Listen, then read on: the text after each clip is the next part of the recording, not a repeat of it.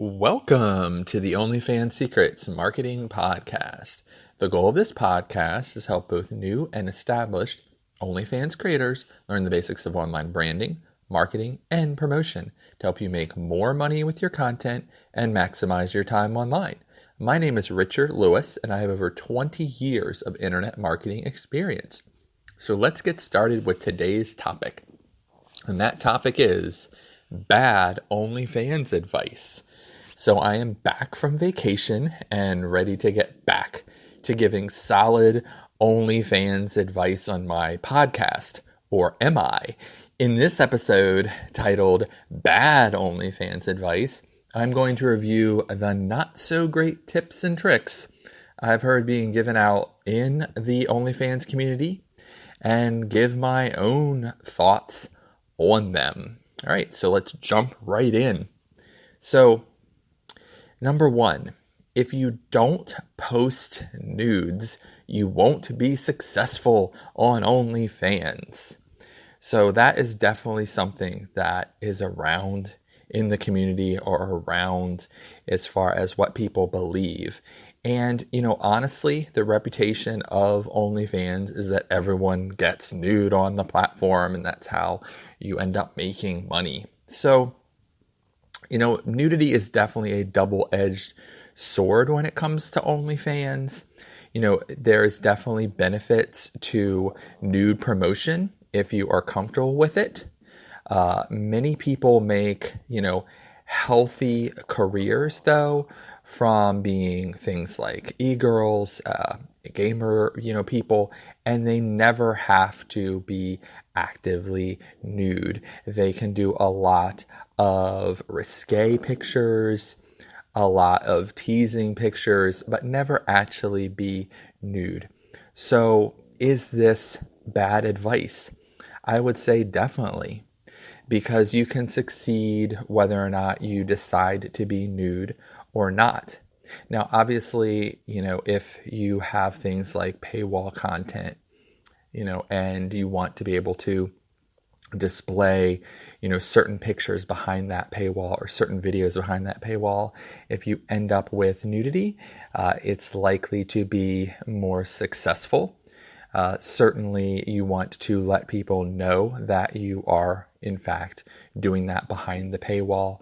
You don't want to end up, in a Bella Thorne kind of position where you're promising things that you can't deliver. So, overall, I would say that, with nudity, certainly with sites like Reddit, as we've discussed before, where they have a ton of different subreddits where people are constantly consuming 18 plus material. If you're able to post on those places with nudity, you're going to end up getting more attention. But again, you don't have to be nude on the platform. All right, second, don't let anyone else know you're on OnlyFans.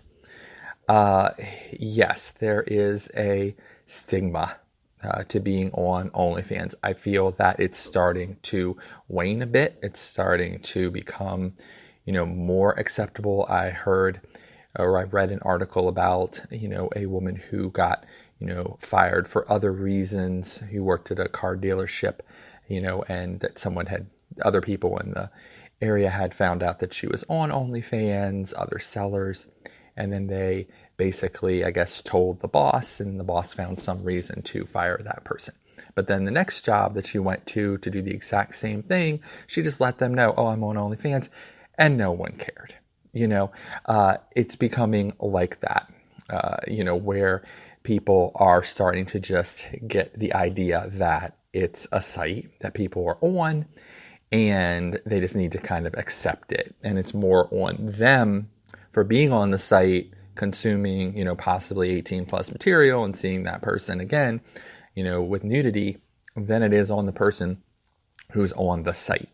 And I think it runs into a lot of employment issues of discrimination to begin with when you fire people for, being on a site like OnlyFans. But, no one has really filed that first lawsuit, but I think that they would probably end up winning because it's generally just discrimination. But for most employers, you can find any number of reasons to let someone go that doesn't necessarily have to do with them being on OnlyFans. So, generally I would say you should let your significant other know. This is a big thing. Don't let anyone else know you're on OnlyFans. People will be on OnlyFans without telling, their girlfriend, boyfriend, wife, husband, etc., that they are on OnlyFans. I think that is a problem. That is going to cause you issues with your relationship, but I think it's also going to cause general mental health problems if you are, on something and you're lying to yourself or you're lying to others that you are not, on it. I think that embracing something is going to lead to more success on a platform. So I definitely think it's bad advice to say don't let anyone else know you're on OnlyFans. I've done a whole episode on safety on OnlyFans, on the importance of keeping yourself safe if you are in a situation where you cannot let people know, or you want to do a masked OnlyFans. Definitely that is acceptable. That is your own life. That's for you to decide. But, if you have people in your life that you can confide in, I think that's going to help you with your, ability to produce better content and be more productive on the site. Letting people who are really close to you doesn't mean letting your employer know or strangers, that you're on the platform. But I think having a circle of people that you trust that know you're on the platform will definitely help you, succeed. And so third, OnlyFans promotion on, and I'm going to use X here, X site, works. Everything else is a waste of time. So people will say OnlyFans promotion, on TikTok works and everything else is a waste of time, or on Reddit works, or on Twitter works. This is, every platform has its merits. Every one of those platforms can be used for success. I mean, people are probably finding success on Facebook and Instagram and a number of other places that are not necessarily OnlyFans friendly, but they are able to find success on that platform. So whenever somebody says, only promote on Reddit, everything else is a waste of time, or whatever they use there for, X site, don't listen. Generally, this is, people's agendas.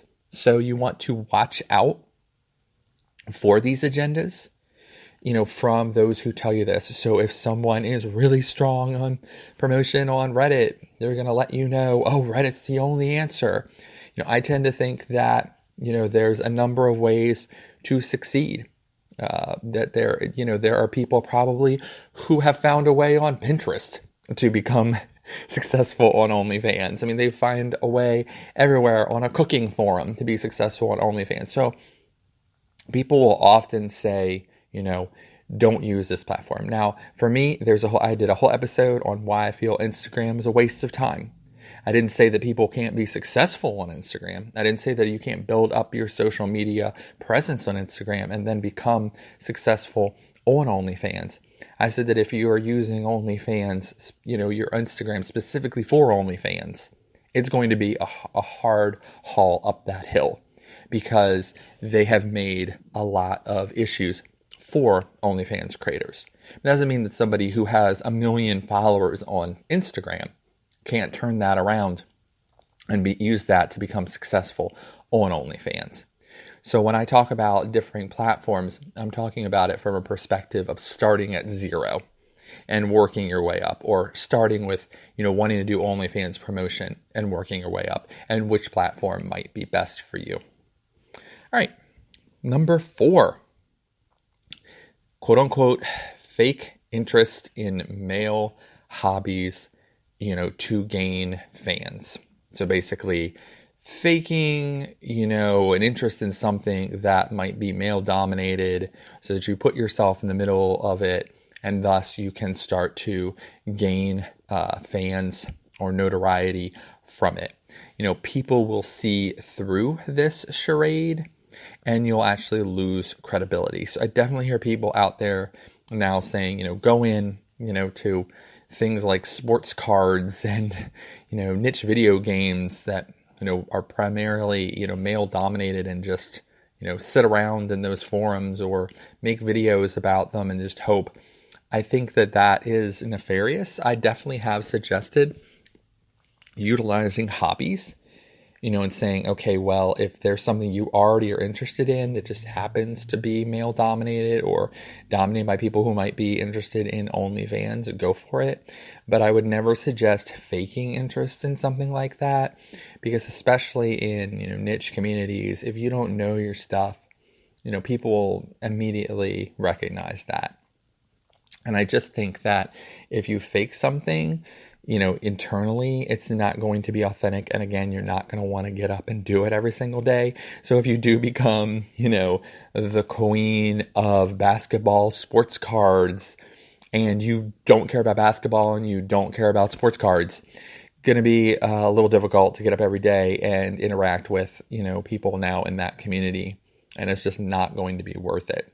So definitely bad advice to fake interest in specific hobbies to go out there and gain fans.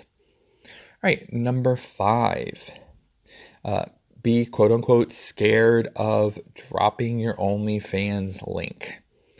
Okay, so I've definitely gone over in this podcast about certain places OnlyFans links aren't necessarily, kosher. They're not wanted. They can be seen as spam. But you should not be scared to put your link out. People will tell you, okay, well, anywhere you put your link, on social media, it's going to get flagged, or you're going to lose engagement because you've included an OnlyFans link. And I've definitely suggested using things like Linktree or All My Links, or, another site that correlates, all your links together. That way you're not just shoving your OnlyFans link constantly out there. But that doesn't mean that if you have an opportunity to include your OnlyFans link, that you shouldn't do so. You just have to be very, careful of what the rules are of that particular site.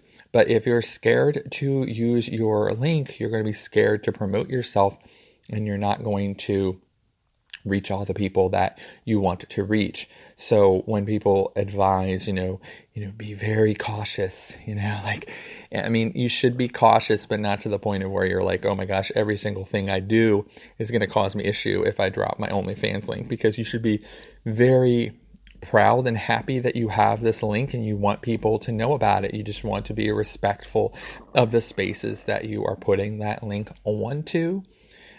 Certainly, it can be seen as spam, but any link can be seen as spam if people are not interested in it. So don't be scared of dropping your OnlyFans link or including it. Make sure that people know that you have it. You just don't want to do it in a spammy manner. Okay, number 6, you don't need to spend any money to be successful on OnlyFans. So, there is the old adage of spend money to make money. And I definitely have talked in this podcast before that most things for OnlyFans are free, which is awesome. But I will say that if you're not spending any money to investing in yourself, investing in your content, investing in possible promotion that could work for you, investing in good equipment to do your content with, investing in your brand, doing whatever you can to get the word out about yourself, you are going to not succeed as well. So it definitely helps if you have a little bit of money to invest in what you're doing, especially to get those wheels turning in the very beginning. Right now, there are thousands and thousands of people every single day who are starting an OnlyFans. And all those people are starting at zero. And everyone starts at zero. So, if you're competing with all of those people and you have some advantage, so if you have some money to put down to try to get that, thing moving, go ahead and do it. Why not? Because that will give you just a little bit of advantage over others, and you'll be able to be more successful quicker. So OnlyFans isn't necessarily a thing about spending a whole bunch of money to make money. But if you have something and you're able